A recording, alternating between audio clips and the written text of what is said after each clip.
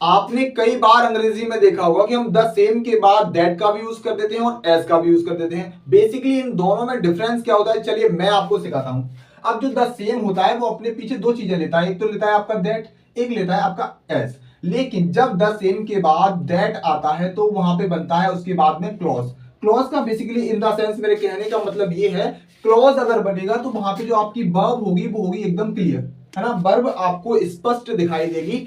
तब हम वहां द सेम के बाद दैट का यूज करेंगे। जैसे मैं एग्जांपल से आपको बताता हूं, एग्जांपल है this is the same pen that was lying on the table. बोल रहा है कि यही वैसा ही पेन है जैसा कि टेबल पे पड़ा हुआ था। अब आप एक बात देखेंगे, देखो यहाँ पे जो वर्ब है हमारी क्या है, एकदम क्लियर है, तो इसलिए हमने क्या यहाँ पे द सेम के बाद दैट का यूज करा है। लेकिन जब भी सेंटेंस में आपके में वर्ब क्लियर नहीं होगा तब आप वहां पे द सेम के बाद एज का यूज करेंगे। मतलब आप इतना बात ध्यान रखेंगे, जब क्लॉज बनेगा तो दैट का यूज करेंगे द सेम के बाद, और अगर क्लॉज नहीं बनता है तो हम एज का यूज करेंगे। जैसे this is the same pen as mine, मतलब ये पेन बिल्कुल भी मेरी तरह है, जैसा मेरे पास पेन है वैसा ही ये पेन है। मतलब ऐसी कंडीशन में जब यहाँ पे वर्ब आपकी क्लियर ना हो, मतलब क्लॉज ना बने, तब आप द सेम के बाद एज का यूज करते हैं।